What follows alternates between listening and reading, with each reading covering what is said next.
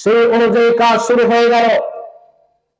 ভারত উপমহাদেশে mister Johnson লেখেন যে এই গ্র্যান্ড ট্রাঙ্ক রুটের দুই সাইডে এমন কোন রাস্তা ছিল না যেই রাস্তার মধ্যে কোন আলেম ওলামাদের লাশ ঝুলিয়ে রাখা হয় নাই।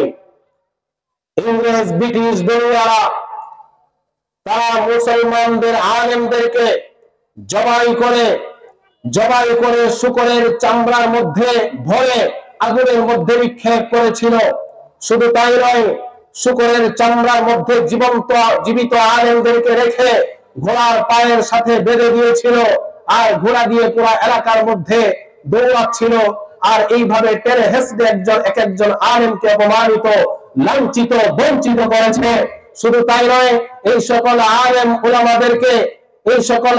উলামাদেরকে বেত্রাঘাত করে জনসম্মুখে তাদেরকে শহীদ করে দেওয়া হয়েছে, যেন গোটা ভারত উপমহাদেশের মধ্যে মুসলমানদের মধ্যে একটা আতঙ্ক সৃষ্টি হয়ে যায়।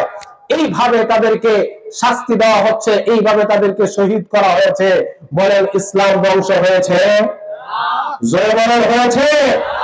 যখন তারা দেখলো ইসলাম তো ধ্বংস হয় না, ইসলাম তো ধ্বংস করা যাচ্ছে না, তখন আবার এই কিছু পা চাটা গোলাম যারা ইংরেজদের দালাল, হিন্দু এবং ইসকনের নেতারা, তাদের বাপদাদারা তাদেরকে পরামর্শ দিল, এই সকল আলেম উলামাদেরকে, বুড়া বুড়া আলেমদেরকে ফাঁসি দিয়েছেন। যারা নওজোয়ান আলেম আছে, তালেবে ইলম আছে, তাদের ব্যাপারে তো আপনারা কোনো সিদ্ধান্ত নিচ্ছেন না। তারা ইলম অন্বেষণ করে মাদ্রাসায় লেখাপড়া করে আবার আলেম হয়ে যাবে, তারা আবার ইলম অন্বেষণ করে অন্যদেরকে শিক্ষা দিবে। এইভাবে গোটা ভারত উপমহাদেশের মধ্যে আবার আলেম উলামায়ে ভরে যাবে, আপনাদের ক্ষমতা নষ্ট হয়ে যাবে। তো কি করা যায়? সমস্ত মাদ্রাসাগুলোকে বাজেয়াপ্ত করা হোক, মসজিদ মাদ্রাসাগুলোকে বাজেয়াপ্ত করা হলো, ওয়াকফকৃত সম্পত্তিগুলোকে বাজেয়াপ্ত করা হলো, মাদ্রাসাগুলোকে বাজেয়াপ্ত করা হলো, মসজিদগুলোকে বাজেয়াপ্ত করে তাদের ঘোড়ার আস্তাবলে পরিণত করে দিল। বলেন নাউজুবিল্লাহ। এরপরেও দেখা গেল ইসলাম পৃথিবী থেকে উৎখাত হয়েছে। জোরে বলেন, হয়েছে? এক পর্যায়ে গোটা ভারত উপমহাদেশ থেকে লক্ষ লক্ষ কোরআনে কারীমের কপি এসে মসজিদগুলোর সামনে জ্বালিয়ে দেওয়া হলো। যখন সমস্ত কোরআনে কারীমগুলোকে জ্বালিয়ে দেওয়া হলো, জ্বালিয়ে দেওয়ার পরে আল্লাহু আকবার, তখন দেখা গেল তারা গোয়েন্দা পাঠিয়ে দিল যে ভারতবর্ষের অবস্থাটা কি দেখো। তারা গোয়েন্দারা রিপোর্ট নিয়ে গিয়ে তারা রিপোর্ট পেশ করলো যে দেখেন, আপনি আলেম ওলামাদেরকে হত্যা করেছেন, আপনি মসজিদ মাদ্রাসাগুলোকে বাজেয়াপ্ত করেছেন, আপনারা এই তালেবে ইলমদের মাদ্রাসাগুলোকে আপনারা ধ্বংস করে দিয়েছেন। কিন্তু কোরআনে কারীম ওয়ালা জিন্দা কোরআনে কারীমের হাফেজ এই ভারত উপমহাদেশের মধ্যে হাজার হাজার রয়েছে, যারা 30 পারা কোরআনে কারীমকে বুকে লালন করছে।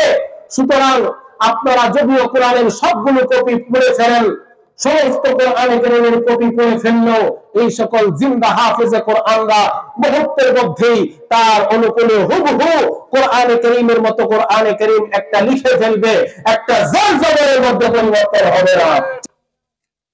প্রিয় উপস্থিতি, আমরা এখানে ইলম শিখার জন্য এসেছি, দ্বীন শিখার জন্য এসেছি, কোরআন ও হাদিসের কিছু কথা শুনে সে অনুযায়ী আমল করার জন্য এসেছি। কথা ঠিক না ঠিক? হাদিসে পাকে আপনাদের জন্য সুসংবাদ আছে, মান ইউরিদিল্লাহু বিহি খায়রান ইউফাক্কিহু ফিদ্দীন। আল্লাহর হাবিব ফরমান, আল্লাহ পাক যার কল্যাণ চান, যাকে জান্নাত দিতে চান, আল্লাহর কল্যাণ চাওয়া মানে জান্নাত দেওয়া, জাহান্নাম থেকে নাজাত দেওয়া। আল্লাহ পাক যাকে জাহান্নাম থেকে নাজাত দিতে চান, জান্নাত দিতে চান, তাকে দ্বীনের বুঝ দান করেন, দ্বীনি ইলম দান করেন। বলেন সুবহানাল্লাহ। আল্লাহ পাক আমাদেরকে পছন্দ করেছেন, আমাদের কল্যাণ চান, আমাদেরকে জাহান্নাম থেকে বাঁচাইতে চান, আমাদেরকে জান্নাত দিতে চান। এতটুকুর দ্বারা এই আয়োজনের মধ্যে, এই প্যান্ডেলের ভিতরে এসে বসতে পেরে আমরা এতটুকু মনে করতে পারি যে আল্লাহ পাক আমাদের কল্যাণ চেয়েছেন। আলহামদুলিল্লাহ বলেন। আর একটু আওয়াজ দিয়ে বলেন ভাই আলহামদুলিল্লাহ। আপনাদের এই মারকাজুল কোরআন ইসলামী একাডেমি, এটি একটি ইলমে ওয়াহির শিক্ষা প্রতিষ্ঠান। কথা ঠিক না ঠিক? ইলম অন্বেষণ করতে গেলে, জানতে গেলে, ইলমের অন্বেষণের উপাদান, ইলম অন্বেষণের মাধ্যম হচ্ছে তিনটি। কয়টি? মুখস্থ করতে হবে। কয়টি? আলাতুল ইলমি সালাসা, ইলম অর্জনের মাধ্যম হচ্ছে তিনটি। এক নাম্বার আল হাওয়াসুল খামসা, পঞ্চ ইন্দ্রিয়। পঞ্চ ইন্দ্রিয় বলতে আপনার চোখ, কান, নাক, জিহ্বা এবং ত্বক, এইগুলোর মাধ্যমে মানুষ জ্ঞান অর্জন করতে পারে, প্রাথমিক জ্ঞান অর্জন হয়। আপনি কোনো কিছু হাতে নিয়ে, খাবার জাতীয় জিনিস জিহ্বার আগায় লাগাবেন, জিহ্বার সাথে সাথে রেজাল্ট দিবে এটা টক, জিহ্বার সাথে সাথে রেজাল্ট দিবে এটা মিষ্টি, জিহ্বার সাথে সাথে রেজাল্ট দিবে এটা ঝাল। বলেন সুবহানাল্লাহ। দুনিয়াতে যত ল্যাব আছে, যত ক্লিনিক আছে, হসপিটাল আছে, এখানে আল্ট্রাসাউন্ড হয়, এক্সরে হয়, হয় কি হয় না? সেখানে রেজাল্ট কি সাথে সাথে দেয় না 3 ঘন্টা, 1 দিন 2 দিন দেরি করে? দেরি করে। আল্লাহ পাক আপনার আমার দেহের মধ্যে এমন একটা মেশিন ফিট করে দিয়েছেন যেখানে যে কোনো জিনিস, আল্লাহু আকবার, দিতে দেরি 1 সেকেন্ডের মধ্যে রেজাল্ট আসতে দেরি হয় না। চোখ, কান, নাক, জিহ্বা, ত্বক, এটা হচ্ছে হাওয়াসে খামসা, পঞ্চ ইন্দ্রিয়। এর মাধ্যমে আমরা ইলম অন্বেষণ করতে পারি, ইলম অর্জন করতে পারি। এই পঞ্চ ইন্দ্রিয়ের মাধ্যমে ইলম অর্জন যেখানে গিয়ে শেষ হয়, জ্ঞান অর্জন গিয়ে শেষ হয়, সেখানে আকলের দ্বারা ইলম অর্জন শুরু। দ্বিতীয় নম্বর আলা, ইলম অর্জনের মাধ্যম হচ্ছে আকল, জ্ঞান, বিবেক। তবে এই বিবেক, এটাকে চালানোর জন্য চোখে যেমন দেখার জন্য আলোর প্রয়োজন হয়, এখানে আমরা দেখতেছি লাইট গুলো অফ করলে একজন অপরজনকে দেখতে পাবো না। পাবো? জোরে বলেন পাবো? এই চোখে দেখার জন্য লাইটের প্রয়োজন হয়, সূর্যের আলোর প্রয়োজন হয়, না হয় চাঁদের আলোর প্রয়োজন হয়। অন্ধকারে দেখতে পায় না, এতটুকু চোখের পাওয়ার আল্লাহ পাক আমাদেরকে দেন নাই? দিয়েছেন। জোরে বলেন। ঠিক তদ্রুপভাবে আপনার আকলের মাধ্যমে, বিবেকের মাধ্যমে জ্ঞান অর্জন করতে হইলে এর সামনেও একটা আলোর প্রয়োজন আছে না নাই? আল্লাহ পাক বলেন কাদ জাআকুম মিনাল্লাহি নূরুন ওয়া কিতাবুম মুবিন, তোমাদের কাছে আল্লাহর পক্ষ থেকে একটা নূর এসেছে, সুস্পষ্ট একটা কিতাব এসেছে। সেই কিতাবটার নাম হচ্ছে, জোরে বলেন। সুতরাং যে সকল ভাইরা, যে সকল মানুষ, যে সকল মুমিন মুসলমানগণ তার আকল দিয়া, জ্ঞান দিয়া, বিবেক দিয়ে চলতে চায়, জ্ঞান অর্জন করতে চায়, তার সামনে একটা নূর, একটা আলোর প্রয়োজন হয়, সেটার নাম হচ্ছে কোরআনে কারীম। কথা ঠিক না রেখে?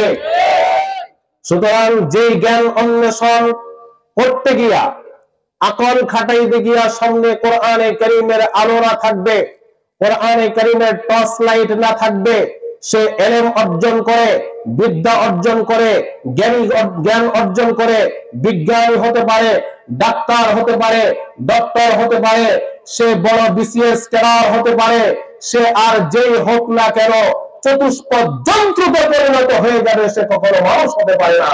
কথা ঠিক না রেখে? এই আকলকে খাটাইতে গিয়া, আকলের মাধ্যমে জ্ঞান অর্জন করতে হলে আপনার সামনে যে টর্চ লাইটের প্রয়োজন, সেটা হচ্ছে কোরআনে কারীম। কথা ঠিক না রেখে?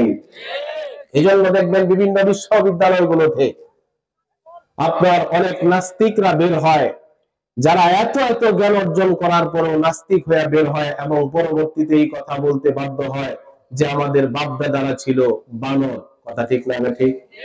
ডারউইনের থিওরি, তার বাপ দাদা ছিল বানর। বলেন নাউজুবিল্লাহ। কেমনে হলো? জঙ্গলের মধ্যে গেল, যাওয়ার পরে দেখে যে কিরে, এখানে তো দেখা যায় বানর, হনুমান, এগুলোর হাত পা আছে, এগুলো মানুষের মতো অঙ্গভঙ্গি করে, এগুলো হাসে, এগুলো কাঁদে, এগুলো ছোটাছুটি করে, তাহলে তো দেখা যাচ্ছে যে এর মধ্যেও মানুষের মতো আকৃতি প্রকৃতি বোঝা যায়, তাহলে মানুষের বাপদাদা হচ্ছে বানর। বলেন নাউজুবিল্লাহ। বন্ধুগণ, তো এই পর্যায়ে তাদেরকে নিয়ে গেছে কেন? কারণ তাদের সামনে কোরআনে কারীমের টর্চ লাইট নাই, কোরআনে কারীমের নূর না থাকার কারণে তাদের এই আকল মিসগাইড হয়েছে, পথভ্রষ্ট হয়েছে। তাদের বাপদাদা মানুষ থেকে তারা বানরের বাপদাদা উত্তরসূরি হিসেবে নিজেদেরকে পরিচিতি দিচ্ছে। কথা ঠিক না ঠিক? আকলের জ্ঞান যেখানে গিয়ে শেষ হয়ে যায়, সেখান থেকে ইলমে ওয়াহির আলোচনা শুরু। জুড়ে বলেন সুবহানাল্লাহ। আল্লাহ প্রদত্তভাবে জিবরাইলের মাধ্যমে নবী আম্বিয়া কেরামদের কাছে যে ইলম অন্বেষণ করে, ইলম আল্লাহ পাক দান করেন, সেই ইলমটা হচ্ছে ইলমে ওয়াহি। সেই ইলমটার নাম কি? জোরে বলেন, সেই ইলমটার নাম কি? এটা পৃথিবীর কোন জাতির কাছে নাই। এই ইলম একমাত্র আল্লাহ পাক রব্বুল আলামিন মুসলমানদেরকে দান করেছেন। জোরে বলেন সুবহানাল্লাহ। কাফের মুশরিক বেঈমানদের কাছে ইলমে ওয়াহি নাই। আল্লাহ পাক রব্বুল আলামিন মুমিন মুসলমানদেরকে ইলমে ওয়াহি দান করেছেন। জোরে বলেন সুবহানাল্লাহ। বন্ধুগণ, যার ফলে সমস্ত কুফফার সম্প্রদায়রা এই ইলমে ওয়াহিকে পৃথিবী থেকে বিতাড়িত করার জন্য, উৎখাত করার জন্য ইতিপূর্বে অনেক ষড়যন্ত্র করেছিল, বর্তমানেও করছে, কিয়ামত পর্যন্ত করবে। কিন্তু কোরআনে কারীম এবং ইলমে ওয়াহির বিন্দু পরিমাণ পরিবর্তন ঘটাইতে তা সক্ষম হয়নি। কিয়ামত পর্যন্ত চেষ্টা করেও ইলমে ওয়াহির মধ্যে বিন্দু পরিমাণ পরিবর্তন ঘটানো সম্ভব নয়। কথা ঠিক না বেঠিক? আল্লাহ পাক বলেন, يريدون ليطفئوا نور الله بأفواههم والله متم نوره ولو كره الكافرون। তারা চেষ্টা করে, তারা ইচ্ছা করে সমস্ত কুফফার সম্প্রদায় একসাথে ঐক্যবদ্ধ হয়ে আল্লাহর এই প্রজ্বলিত বাতিকে তারা ফুৎকার দিয়ে নিভিয়ে দিতে চায়, আল্লাহর দ্বীনকে তারা নিভিয়ে দিতে চায়, ইসলামকে তারা মিটিয়ে দিতে চায়, ইসলাম এবং মুসলমানদেরকে পৃথিবী থেকে উৎখাত করতে চায়। এক কথায় তারা এই উজ্জ্বল একটা দ্বীন ইসলামের বাতিকে তারা নিভিয়ে দিতে চায়। ওয়াল্লাহু মুতিম্মু নূরিহি, আল্লাহ পাক রব্বুল আলামিন এই নূরকে প্রজ্বলিতকারী, এই বাতিকে প্রজ্বলিতকারী, প্রস্ফুটিতকারী। ওয়ালাউ কারিহাল কাফিরুন, যদিও কাফেররা এটাকে অপছন্দ করে। বন্ধুগণ, আমরা দেখেছি, কথা খেয়াল করে শুনবেন, আমরা দেখেছি ইসলামকে মিটাবার জন্য, কোরআনকে মিটাবার জন্য যুগে যুগে অনেক ষড়যন্ত্র হয়েছে। হয়েছে কি হয় নাই? জোরে বলেন, হয়েছে কি হয় নাই? এই ভারত উপমহাদেশকে যখন ইংরেজরা দখল করে নিয়েছিল জোরপূর্বক ভাবে, ব্রিটিশরা যখন এই ভারতবর্ষকে দখল করে নিল, তাদের রাজত্ব, তাদের ক্ষমতাকে স্থায়ী করার জন্য কিছু দালালদের সাথে পরামর্শ করলো। কাদের সাথে পরামর্শ? দালালদের সাথে। বর্তমানে ইসকন যারা আছে, তাদের বাপদাদারা তাদের সাথে পরামর্শ করলো যে তোমাদের ক্ষমতা স্থায়ী করার জন্য, তারা বলল আমাদের ক্ষমতা স্থায়ী করার জন্য কি কি পদক্ষেপ গ্রহণ করা উচিত। তারা একজনে বলল যে দেখেন, আমাদের এই ভারত উপমহাদেশে যদি আপনাদের ক্ষমতাকে স্থায়ী হিসাবে বাড়াইতে চান, তাহলে এই পুরা ভারত উপমহাদেশের মধ্যে যেন ইসলাম ও মুসলমান না থাকে। বলেন নাউজুবিল্লাহ। সেই অনুযায়ী কাজ শুরু হয়ে গেল। ভারত উপমহাদেশে মিস্টার জনসন লেখেন যে এই গ্র্যান্ড ট্রাঙ্ক রোডের দুই সাইডে এমন কোন রাস্তা ছিল না যেই রাস্তার মধ্যে কোন আলেম ওলামাদের লাশ ঝুলিয়ে রাখা হয় নাই। ইংরেজ ব্রিটিশ দলীয়রা তারা মুসলমানদের আলেমদেরকে জবাই করে শূকরের চামড়ার মধ্যে ভরে আগুনের মধ্যে নিক্ষেপ করেছিল। শুধু তাই নয়, শূকরের চামড়ার মধ্যে জীবিত আলেমদেরকে রেখে ঘোড়ার পায়ের সাথে বেঁধে দিয়েছিল, আর ঘোড়া দিয়ে পুরো এলাকার মধ্যে দৌড়াচ্ছিল। আর এইভাবে টেনে হেসড়ে এক একজন আলেমকে অপমানিত, লাঞ্ছিত, বঞ্চিত করেছে। শুধু তাই নয়, এই সকল আলেম উলামাদেরকে বেত্রাঘাত করে জনসম্মুখে তাদেরকে শহীদ করে দেওয়া হয়েছে, যেন গোটা ভারত উপমহাদেশের মধ্যে মুসলমানদের মধ্যে একটা আতঙ্ক সৃষ্টি হয়ে যায়। এইভাবে তাদেরকে শাস্তি দেওয়া হচ্ছে, এইভাবে তাদেরকে শহীদ করা হয়েছে। বলেন ইসলাম ধ্বংস হয়েছে? জয় বলেন হয়েছে? যখন তারা দেখলো ইসলাম তো ধ্বংস হয় না, ইসলাম তো ধ্বংস করা যাচ্ছে না, তখন আবার এই কিছু পা চাটা গোলাম যারা ইংরেজদের দালাল, হিন্দু এবং ইসকনদের নেতারা, তাদের বাপদাদারা তাদেরকে পরামর্শ দিল এই সকল আলেম উলামাদেরকে, বুড়া বুড়া আলেমদেরকে ফাঁসি দিয়েছেন। যারা নওজোয়ান আলেম আছে, তালেবে ইলম আছে, তাদের ব্যাপারে তো আপনারা কোনো সিদ্ধান্ত নিচ্ছেন না। তারা ইলম অন্বেষণ করে মাদ্রাসায় লেখাপড়া করে আবার আলেম হয়ে যাবে, তারা আবার ইলম অন্বেষণ করে অন্যদেরকে শিক্ষা দিবে। এইভাবে গোটা ভারত উপমহাদেশের মধ্যে আবার আলেম উলামায়ে ভরে যাবে, আপনাদের ক্ষমতা নষ্ট হয়ে যাবে। তো কি করা যায়? সমস্ত মাদ্রাসাগুলোকে বাজেয়াপ্ত করা হোক, মসজিদ মাদ্রাসাগুলোকে বাজেয়াপ্ত করা হলো, ওয়াকফকৃত সম্পত্তিগুলোকে বাজেয়াপ্ত করা হলো, মাদ্রাসাগুলোকে বাজেয়াপ্ত করা হলো, মসজিদগুলোকে বাজেয়াপ্ত করে তাদের ঘোড়ার আস্তাবলে পরিণত করে দিল। বলেন নাউজুবিল্লাহ। এরপরেও দেখা গেল ইসলাম পৃথিবী থেকে উৎখাত হয়েছে, জোরে বলেন হয়েছে। এক পর্যায়ে গোটা ভারত উপমহাদেশ থেকে লক্ষ লক্ষ কোরআনে কারীমের কপি এসে মসজিদগুলোর সামনে জ্বালিয়ে দেওয়া হলো। যখন সমস্ত কোরআনে কারীমগুলোকে জ্বালিয়ে দেওয়া হলো, জ্বালিয়ে দেওয়ার পরে আল্লাহু আকবার, তখন দেখা গেল তারা গোয়েন্দা পাঠিয়ে দিল যে ভারতবর্ষের অবস্থাটা কি দেখো। তারা গোয়েন্দারা রিপোর্ট নিয়ে গিয়ে তারা রিপোর্ট পেশ করলো যে দেখেন, আপনি আলেম ওলামাদেরকে হত্যা করেছেন, আপনি মসজিদ মাদ্রাসাগুলোকে বাজেয়াপ্ত করেছেন, আপনারা এই তালেবে ইলমদের মাদ্রাসাগুলোকে আপনারা ধ্বংস করে দিয়েছেন। কিন্তু কোরআনে কারীম ওয়ালা জিন্দা কোরআনে কারীমের হাফেজ এই ভারত উপমহাদেশের মধ্যে হাজার হাজার রয়েছে, যারা 30 পারা কোরআনে কারীমকে বুকে লালন করছে। সুতরাং আপনারা যদিও কোরআনের সবগুলো কপি পড়ে ফেলেন, সমস্ত কোরআনে কারীমের কপি পড়ে ফেললেও এই সকল জিন্দা হাফেজে কোরআনরা মুহূর্তের মধ্যেই তার অনুকূলে হুবহু কোরআনে কারীমের মতো কোরআনে কারীম একটা লিখে ফেলবে, একটা জলজলের মধ্যে পরিবর্তন হবে না। চিৎকার করে বলেন আল্লাহু আকবার। সুতরাং এই দ্বীনকে, এই ইলমে ওয়াহীকে পৃথিবী থেকে উৎখাত করে দেওয়ার জন্য ষড়যন্ত্র ইতিপূর্বেও হয়েছে। আবু জাহাল, উতবা, সায়বারা করেছে, তাদের উত্তরসূরিরা ব্রিটিশ বেনিয়াররা করেছে, বর্তমানেও করছে, ভবিষ্যতেও চলতে থাকবে। ও আমার জাতি, আল্লাহর কসম করে বলি, আল্লাহ পাক রব্বুল আলামিন এই ইসলামের বাতিকে জ্বালিয়ে রেখেছেন, এটা জ্বলন্ত অবস্থায় থাকবে। ইসলাম ছিল, ইসলাম আছে। ইসলামকে যারা মিটিয়ে দিতে চায় তারা নিজেরাই মিটে যাবে, নিজেরাই ধ্বংস হবে, নিজেরাই ইতিহাসের আস্থাকে নিক্ষেপ দিতে হবে। কোথা চিন্তা রেখে এই জন্য বন্ধুগণ, আমরা ইসলাম পেয়ে মুসলিম হয়ে নিজেদেরকে গর্ব করি, নিজেদেরকে ধন্য মনে করি। কথা ঠিক না বেঠি? জোরে বলেন ঠিক না বেঠি? আজকে অনেক মুসলমান এমন আছে যাদের সামনে শুধুমাত্র 12 রবিউল আউয়াল আসলে নবীর জন্মদিন বলে ঈদে মিলাদুন নবী পালন করে, এরপরে আর তাদের খবর থাকে না। আছে না নাই? জোরে বলেন আছে না নাই? কিন্তু তাদের সামনে যখন নবীজিকে নিয়ে কটূক্তি করা হয়, তাদের সামনে দিয়ে যখন নবীজি সাল্লাল্লাহু আলাইহি সাল্লামকে নিয়ে ব্যঙ্গ করা হয়, তাদের প্রতিবাদ তো দূরের কথা, একটা বিবৃতি পর্যন্ত তাদের থেকে আসে না। কথা ঠিক না বেঠি? জোরে বলেন ঠিক না বেঠি?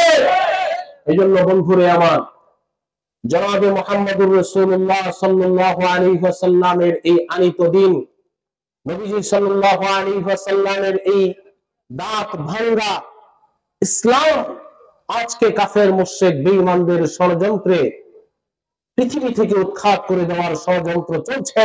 এই জন্য আমরা এই দিনকে বাঁচানোর জন্য, দিনকে রক্ষার জন্য যদি আপনাদেরকে ডাক দেওয়া হয়, জান এবং মাল নিয়ে প্রস্তুত আছেন তো ইনশাআল্লাহ?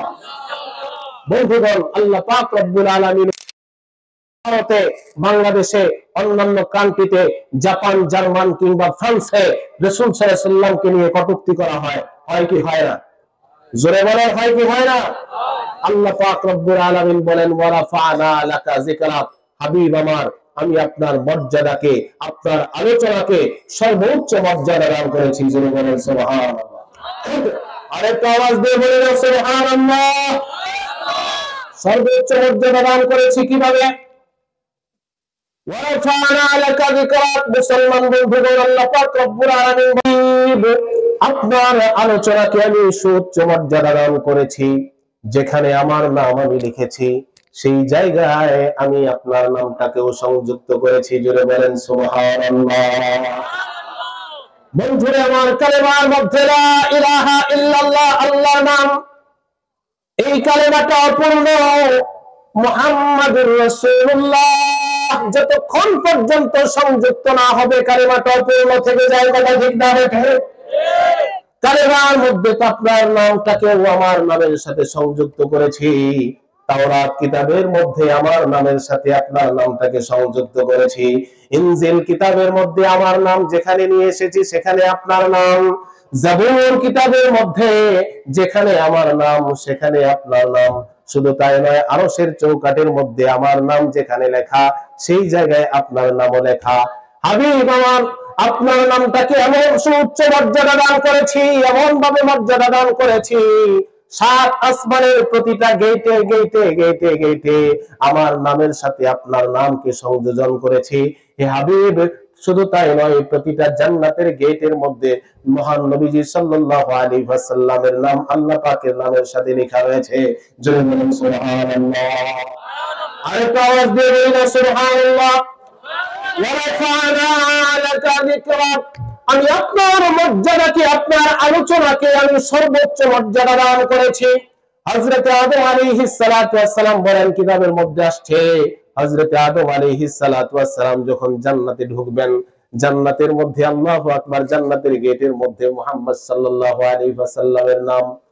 এরপরে জান্নাতের ভিতরে যাওয়ার পরে আকাশের দিকে তাকায় দেখেন, আল্লাহু আকবার, উপরের দিকে তাকায় দেখেন, সেখানে তারকারাজিগুলো জল জল জল জল করছে, তার মধ্যে আল্লাহ পাক রব্বুল আলামিনের নাম, সাথে সাথে মুহাম্মদ সাল্লাল্লাহু আলাইহি ওয়াসাল্লামের নাম। এমনকি জান্নাতের প্রতিটা গাছের পাতায় পাতায় যেখানে আল্লাহ পাক রব্বুল আলামিনের নাম, সেই জায়গায় জনাবে মুহাম্মদুর রাসূলুল্লাহ সাল্লাল্লাহু আলাইহি ওয়াসাল্লামের নাম সংযুক্ত আছে। জোরে জোরে বলেন সুবহানাল্লাহ। এইজন্য বন্ধুগণ, শুধুমাত্র আশিকে রাসূল দাবি করলেই হবে না।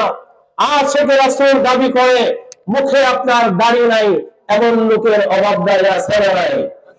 জোরে বলেন আছে না নাই? মুখে দাড়ি নাই, আশিক রাসূল গায়ে লম্বা জামা নাই, রাসূলের সুন্নতের নাম মাত্র তার মধ্যে নাই, সে নিজেকে আশিক রাসূল দাবি করে। কথা ঠিক না বেঠে? বন্ধুরা, এবার নবী সাল্লাল্লাহু আলাইহি ওয়াসাল্লামের আশিক হতে বলে কেমন আশিক হতে হবে?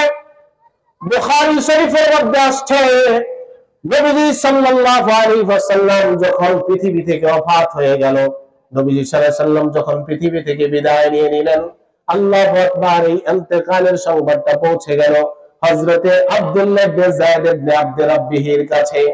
আব্দুল্লাহ ইবনে যায়েদ ইবনে আব্দুর রাব্বিহি, আল্লাহু আকবার, তিনি খেজুর গাছে খেজুর পাড়তেছিলেন। যখন এই সংবাদটা নবী সাল্লাল্লাহু আলাইহি ওয়াসাল্লামের কর্ণকুহরে পৌঁছে গেল, যখন এই সংবাদটা, নবীর মৃত্যুর সংবাদ যখন হযরতে আব্দুল্লাহ ইবনে যায়েদ ইবনে আব্দুর রাব্বিহির কান পর্যন্ত পৌঁছে গেল, হযরতে আব্দুল্লাহ ইবনে যায়েদ ইবনে রাব্বিহি গাছ থেকে নেমে দুইখানা হাত আল্লাহর দরবারে বাড়িয়ে দিয়ে বললেন, আল্লাহ, আমার এই দুই চোখ দিয়ে যেহেতু এখন তোমার হাবিবকে দেখতে পাবো না, তোমার হাবিব সাল্লাল্লাহু আলাইহি ওয়াসাল্লামকে যেহেতু আমার এই দুই চোখের দ্বারা দেখা সম্ভব নয়, এই চোখের দ্বারা আমি দুনিয়ার আসমান জমিন দেখতে চাই না, দুনিয়ার ফলমূল আমি দেখতে চাই না, দুনিয়ার ফল ফুল আমি দেখতে চাই না, আমার সন্তানকে দেখতে চাই না, আমার পিতামাতা বিবি বাচ্চাকে আমার এই দুই চোখ দিয়ে দেখতে চাই না। যে চোখ দিয়ে আমার হাবিবকে দেখতে পারবো না, এই চোখ দিয়ে আমি অন্য কিছুই দেখতে চাই না। ওগো আল্লাহ, মেহেরবানি করে তোমার নবীর ওসিলা নিয়ে দোয়া করছি, আমার দুই চোখটাকে অন্ধ করে দাও। সাথে সাথে আল্লাহ পাক রব্বুল আলামিন তার দৃষ্টি শক্তি নিয়ে নেন। চিৎকার করে আল্লাহু আকবার। এরা ছিল আশিকে রাসূল। আজকে আশিকে রাসূল দাবি কইরা শুধুমাত্র 12 রবিউল আউয়ালে ঈদে মিলাদুন নবী করে, ঈদে মিলাদুন নবী, নবীজি সাল্লাল্লাহু আলাইহি সাল্লামের জন্মে ঈদ পালন করে। মুসলমানদের ঈদ হচ্ছে দুইটা, ঈদুল আজহা, ঈদুল ফিতর। তৃতীয় নম্বর ঈদ ঈদে মিলাদুন নবী বলতে কোনো ঈদ নাই। কথা ঠিক না ঠিক? আওয়াজ দিয়ে বলেন ঠিক না ঠিক? এইজন্য বন্ধুরে আমার, নবীজি সাল্লাল্লাহু আলাইহি ওয়াসাল্লামের যদি আশিক হতে চাও, আগে তার সুন্নত নিজের জীবনের মধ্যে ফিট করো। কথা ঠিক না ঠিক? আপনি একজনকে ভালোবাসেন, ভালোবাসার বহিঃপ্রকাশ ঘটাইতে হবে, তার সামনে ভালোবাসার এমন কিছু কাজ করতে হবে যেটার দ্বারা বোঝা যায় যে আপনি তাকে ভালোবাসেন। আপনি বলেন বিড়ালটাকে আমি খুব মহব্বত করি, কিন্তু বিড়ালটাকে বাইন্ধে রাখছেন, খাবারও দেন না, পানিও দেন না, সে আপনার একেবারে হ্যাংলা পাতলা হয়ে মরণাপন্ন অবস্থা, তাকে দেখে দেখে আপনি কাঁদতেন, হারে বিলাল, আমার বিড়াল, আমার বিড়ালটা মরে যাচ্ছে। এটা কি ভালোবাসা? জোরে বলেন, এটা কি ভালোবাসা? এটাকে ভালোবাসা বলা হয় না। অবস্থ তুমি যদি খাঁটি আশিকে রাসূল হও, আল্লাহ রাসূল সাল্লাল্লাহু আলাইহি ওয়াসাল্লামের খাঁটি প্রেমিক হও, তাহলে তোমার এই 3.5 হাত দেহের মধ্যে নবীজি সাল্লাল্লাহু আলাইহি ওয়াসাল্লামের সুন্নাত ফিট করতে হবে। নবীজি সাল্লাল্লাহু আলাইহি ওয়াসাল্লামের চুল কিভাবে রেখেছেন আমার সেইভাবে চুল কাটতে হবে। নবীজির দাড়ি কেমন ছিল আমাকেও সেইভাবে দাড়ি রাখতে হবে। নবীজির গায়ের জামা কেমন ছিল সেভাবে আমার গায়ের জামা পরিধান করতে হবে। নবীজি সাল্লাল্লাহু আলাইহি ওয়াসাল্লাম কিভাবে খানা খেয়েছেন সেভাবে আমাকে খাইতে হবে। নবীজি সাল্লাল্লাহু আলাইহি ওয়াসাল্লাম কিভাবে আপনার নামাজ আদায় করেছেন, কোন পদ্ধতিতে ওযু করেছেন, প্রত্যেকটা পুঙ্খানুপুঙ্খ অনুসরণ নিজের জীবনে বাস্তবায়ন করতে হবে। কথা ঠিক না রেখে এটা আওয়াজ দিয়ে বলেন না ঠিক না রেখে। নবীর আলোচনা এটা শুধু আপনার মান্থলি, উইকলি অথবা ইয়ারলি করলে হবে না, মাসিক, ওই সপ্তাহে অথবা বছরে একবার এইভাবে নবীজি সাল্লাল্লাহু আলাইহি ওয়াসাল্লামের আলোচনা করলে নবীজি সাল্লাল্লাহু আলাইহি ওয়াসাল্লামের হক আদায় হয় না। ওয়া রাফা'না লাকা যিকরাক, আল্লাহ পাক বলেন, হাবিব আপনার আলোচনাকে আমি সর্বোচ্চ মর্যাদা দান করেছি। জোরে বলেন সুবহানাল্লাহি ওয়া বিহামদিহি। মুসলমান বন্ধুরা আমার, ছোট্ট একটা উদাহরণ দেই। জনাবে মুহাম্মদুর রাসূলুল্লাহ সাল্লাল্লাহু আলাইহি ওয়াসাল্লামের একজন আশিক নবীজি সাল্লাল্লাহু আলাইহি ওয়াসাল্লামের ইন্তেকালের পরে 15 দিন সফর করে নবীজির রওজা পর্যন্ত পৌঁছে গেল। হযরত আলী রাদিয়াল্লাহু তাআলা আনহু রওজার পাশে দাঁড়ানো। হযরত আলী কাররামাল্লাহু ওয়াজহাহু জিজ্ঞাসা করলেন, কোথা থেকে এসেছো, কিভাবে আসলে? 15 দিন সফর করে অনেক কষ্টে এসেছি। আসার পরে আল্লাহু আকবার, নবীজির রওজা দেখে দুই চোখ দিয়ে ঝরঝর করে পানি ঝরছে। হযরত আলী রাদিয়াল্লাহু তাআলা আনহুকে বললেন, আলী, আপনি তো নবীজি সাল্লাল্লাহু আলাইহি ওয়াসাল্লামের কলিজার টুকরা সন্তান হযরত ফাতেমার জামাই, জামাতা।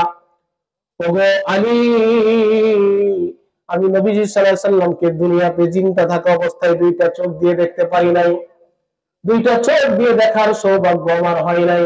এখনো যাও, আমি নবীজিকে দেখা করার জন্য আসলাম।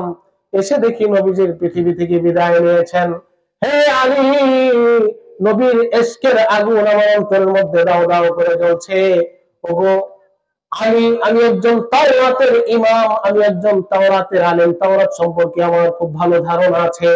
তাওরাতের বিভিন্ন পৃষ্ঠার মধ্যে এই কথা আছে, জনাবে মুহাম্মদুর রাসূলুল্লাহ সাল্লাল্লাহু আলাইহি ওয়াসাল্লামের ঘাম থেকে মিশকে আম্বরের গ্রাম বের হয়।